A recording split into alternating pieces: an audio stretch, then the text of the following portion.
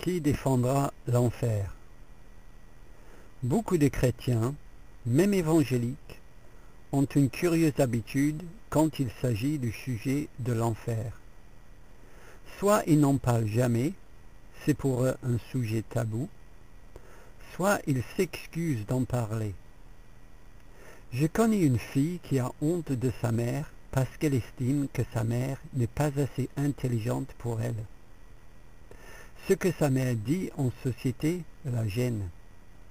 Elle fait tout pour ne pas être associée à sa propre maman. Sommes-nous des chrétiens qui avons honte de notre Dieu parce que nous estimons qu'il est trop strict pour nous? Est-ce qu'il nous gêne par ses méthodes moyenâgeuses?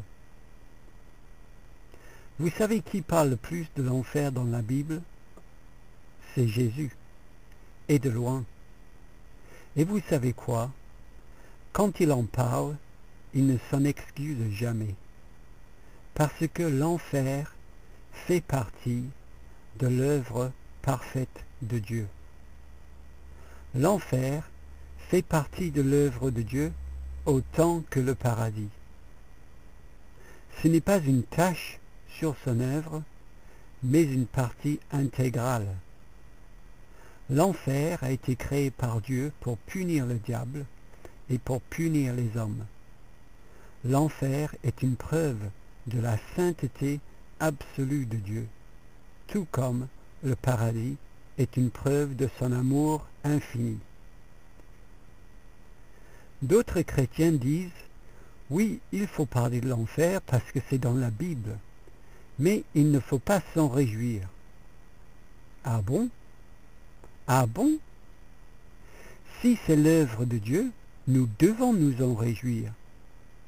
Ou a-t-on honte de ce que fait notre Dieu? Savons-nous mieux que lui ce qui est acceptable? Je pense que le chrétien doit se réjouir que l'enfer existe, car c'est la preuve que Dieu est saint. À moins que cela nous gêne de savoir que notre Dieu est saint. Je pense que le chrétien doit se réjouir que l'enfer existe, car c'est la preuve que Dieu est victorieux sur ses ennemis. À moins que cela nous met mal à l'aise de savoir que notre Dieu est victorieux. L'enfer signifie pour nous la fin de Satan. L'enfer signifie pour nous la fin de la mort. L'enfer signifie pour nous la fin de toute souffrance. L'enfer signifie pour nous la fin du péché. Et il ne faut pas s'en réjouir.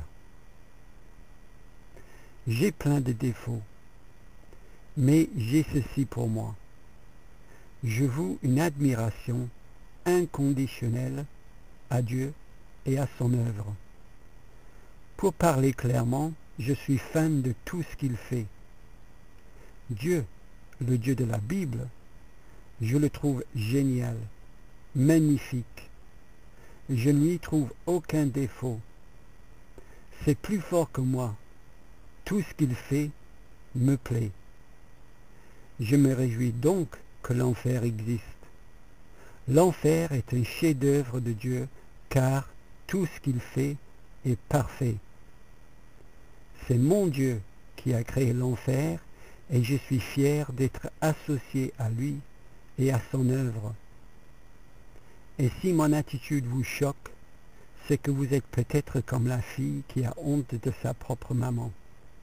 Mais moi, pour ma part, je me joins à la foule au ciel, qui, elle, se réjouit que l'enfer existe.